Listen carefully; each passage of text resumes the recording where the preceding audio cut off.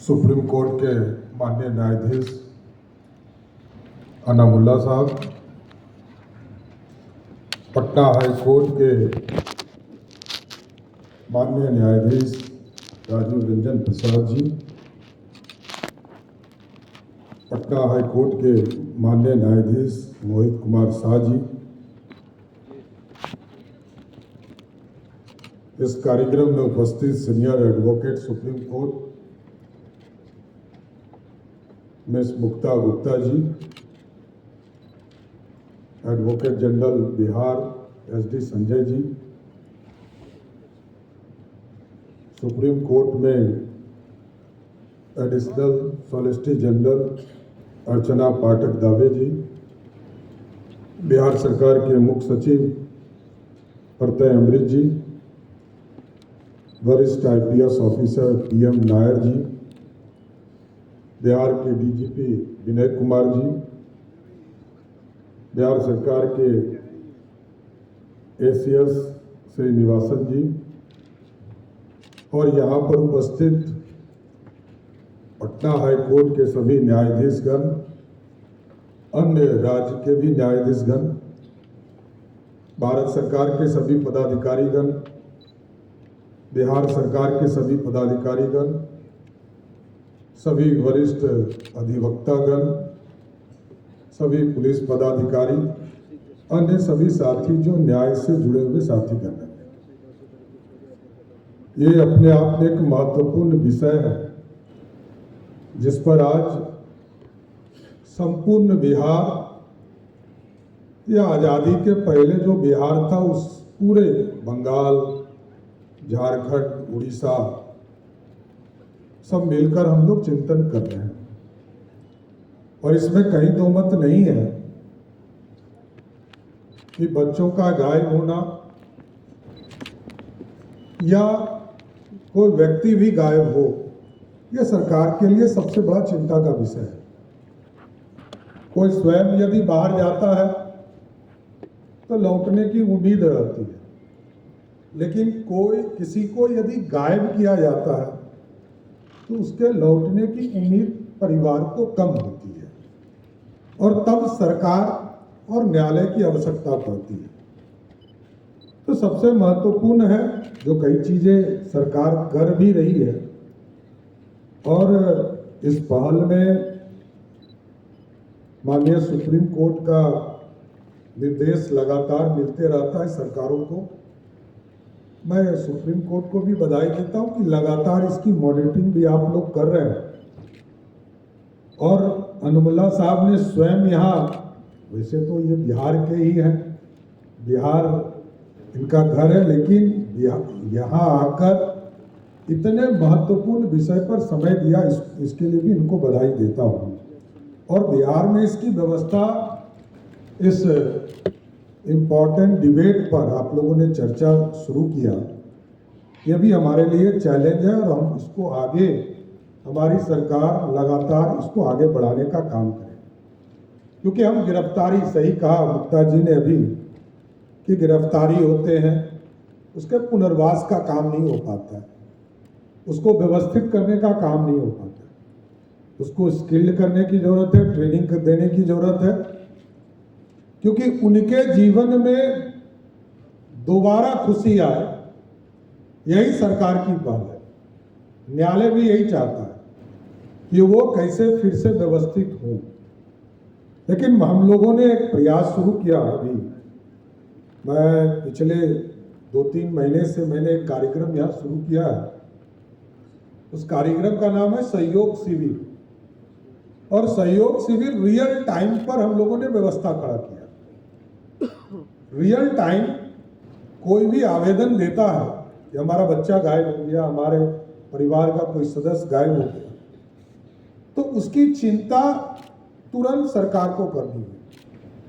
30 दिन में यदि थाने में एफआईआर हुआ और आवेदन प्राप्त हुआ हम लोगों को भी, तो 10 दिन के अंदर यदि कोई कार्रवाई नहीं हुआ तो 11वें दिन मेरे कार्यालय से, मुख्यमंत्री कार्यालय से एक नोटिस जनरेट होकर ऑटोमेटिक उसके पास चला जाता है। 20 दिन पहला नोटिस गया, तो अभी तक हम लोगों ने देखा कि पहला नोटिस पाने वाला लगभग 9,500 लोग मिले पूरे बिहार।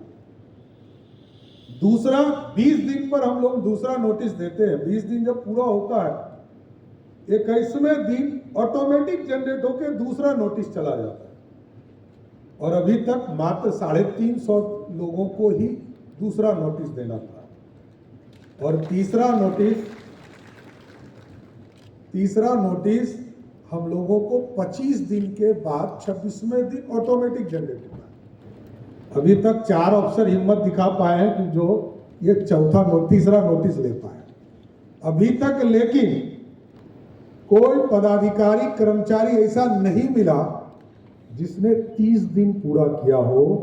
30 दिन पूरा होने के बाद 31वें दिन ऑटोमेटिक उसका सस्पेंशन लेटर उसके हाथ में चला जाएगा। उसके बाद कोई सुनवाई उनकी नहीं होनी। तो इसका लगभग 6 लाख से अधिक आवेदन प्राप्त हुए और 5.5 लाख से अधिक इसको हमारी सरकार ने निष्पादित भी कराया। कुछ दिनों के बाद मैंने यह महसूस किया कि कुछ लोगों ने कहा कि यह डीएम साहब का अधिकार है, वीडियो ने ऑर्डर कर दिया। किसी ने, एसडीओ ने कहा कि यह एडीएम के लेवल पर इसका निर्णय होगा, और इसको ट्रांसफर कर दिया और कहा कि हमने निष्पादित कर दिया।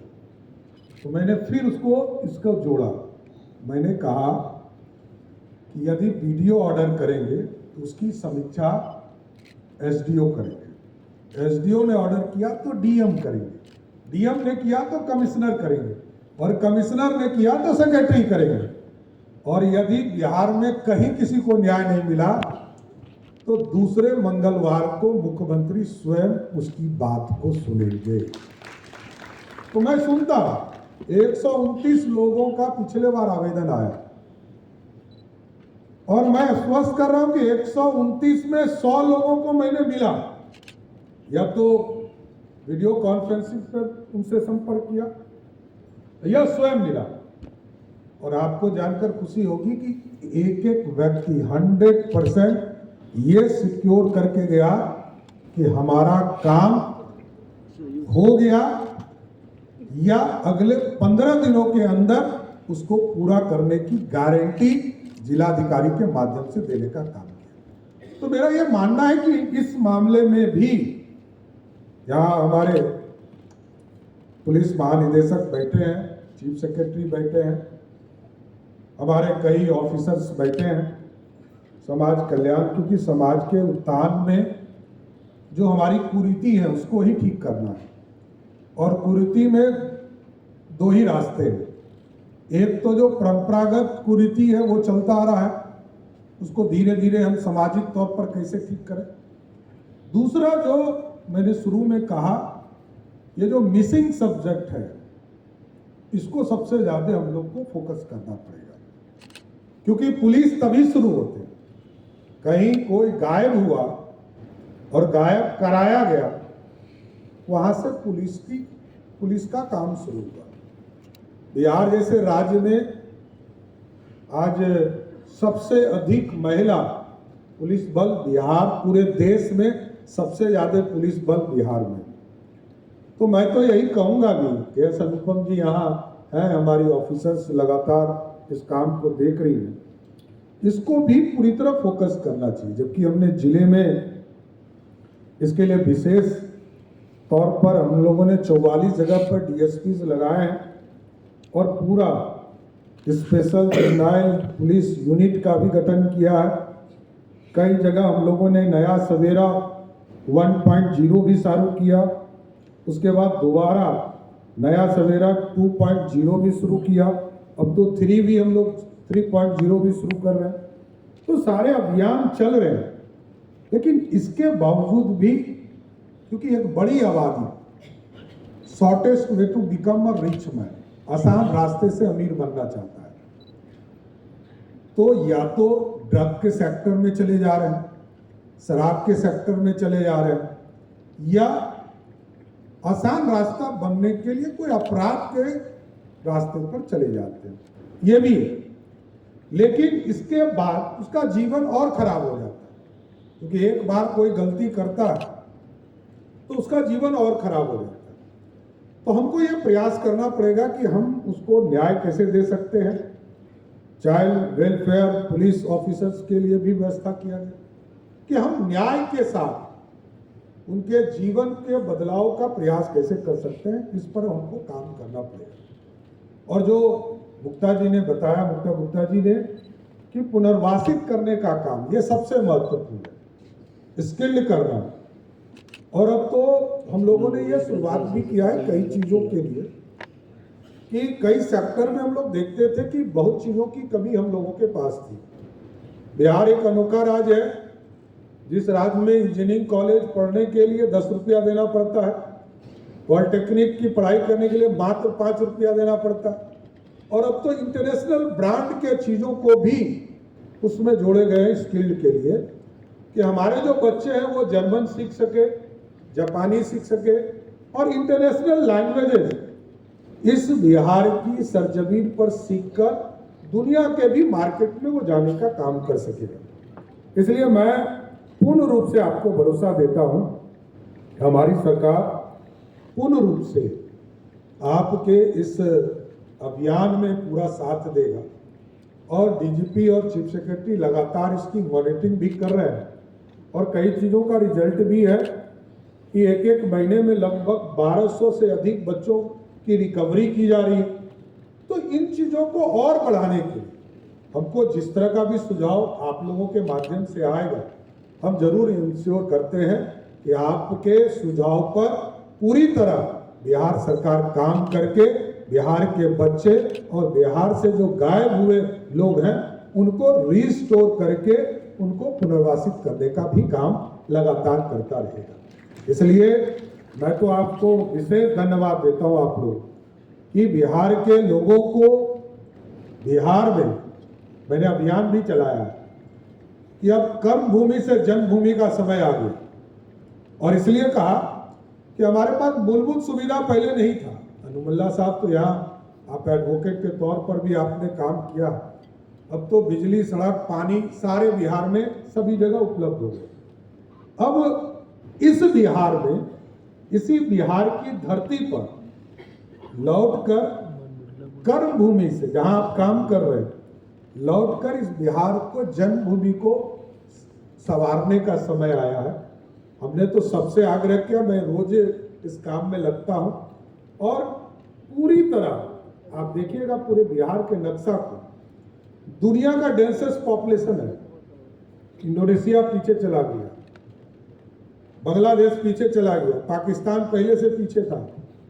हम डेंसेस्ट पॉपुलेशन में बिहारी हैं, और बिहार का भी पूरा जो क्षेत्रफल है 2 डिफरेंट पार्ट में बटा है। एक तरफ पहाड़ सुखाड़ है, दूसरे तरफ पानी ही पानी है। और कभी भी हमको अपने पानी से दिक्कत नहीं है, हमको नेपाल की पानी से दिक्कत है। नेपाल में बारिश हो जाएगा, पूरा बिहार डूब जाएगा। लेकिन जब नक्शा आप देखिएगा तो 4 ही बड़ी नदी है और एक नद जो साउथ बिहार में, 4 बड़ी नदियां पूरी बिहार को डिस्ट्रॉय करती हैं। और जो प्लान करता था लोग, अब धीरे धीरे प्लान की गति रुकी है।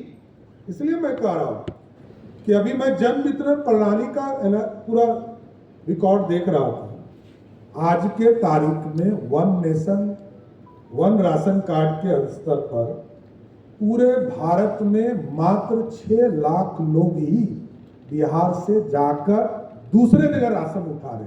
इसका मतलब जो गरीब है, जो प्लान किए, वो मात्र 6 लाख के आसपास, या इसको 1-2 लाख आगे पीछे आप कर सकते, क्योंकि आर्थिक रूप से जो अच्छा काम कर रहा हो। अब अनिल अग्रवाल जी बाहर चले गए, उनको मैं बाहर जाना खराब नहीं मानता, बाहर नहीं जाते तो बड़ा आदमी नहीं होते। तो कई लोग ऐसे हैं जो बाहर गए और बिहार का नाम रोशन करने का काम किया। तो ऐसे लोग जाएं जिसके पास टैलेंट है, अच्छे जॉब के लिए जा रहे हैं, अच्छे इंडस्ट्री बनाने के लिए जा रहे हैं, इंटरनेशनल मार्केट में जा रहे हैं, उनको जाना चाहिए। लेकिन जो मैंने जो प्रदेश बताया कि पूरी तरह जितनी आबादी साउथ बिहार में है उसके 1.5 गुना अधिक आबादी नॉर्थ बिहार में, और नेपाल के पानी से हम तबाह होते थे। आज से 20 साल पहले जिस नॉर्थ बिहार में 22 जिले में 15 जिले में बाढ़ की स्थिति होती थी, आज मैं परसों देख रहा था, पूरा एटलस के तौर पर उन लोगों ने बनाकर लाया था पूरे मौसम विभाग के समीक्षा के दौरान, तो हमको पता चला कि मात्र अब 2000 गांव बचे हैं जो हाई रिस्क जोन में बाढ़ की स्थिति में। इसका मतलब हम धीरे धीरे सेटल हो रहे हैं। और पहले किसान की खेती के लिए मात्र 22 लाख हेक्टेयर जमीन बिहार में होते थे, आज सिर्फ नॉर्थ बिहार में 32 लाख हेक्टेयर जमीन बिहार में सिंचाई के लिए जो खड़ा हो गया है। हम लोगों ने फोकस किया है, अभी हमने कहा है पीपीपी मोड पर आई है, 3 बड़ी नदियों को जोड़ रहा है। एक गंगा, बक्सर से लेकर मां गंगा को पूरी तरह व्यवस्थित करना है, दोनों साइड 4 लेन बने, इंफ्रास्ट्रक्चर हो, उसकी सारी व्यवस्था खड़ा हो। उसी तरह गंडक जिसको नारायणी समझते हैं, और दूसरा आपको कोसी, क्योंकि पलायन करते हैं, इसलिए मैंने कहा कि पलायन लोग करते हैं, इसलिए हो सकता है कि ह्यूमन ट्रैफिकिंग का मामला भी इसमें बनता होगा। लोग रास्ते में जाते होंगे तो उनको गलत राह भी दिखाने का काम करते हैं, तो पलायन को भी रोकने का प्रयास हम लोग कर रहे हैं। इंडस्ट्री आएगा तभी लोग अस्थिर होंगे। अस्थिर बिहार के अंदर रोजगार चाहिए उसको, और बिहार के अंदर आर्थिक स्थिति उसकी अच्छी हो, इसकी चिंता उसको करना है।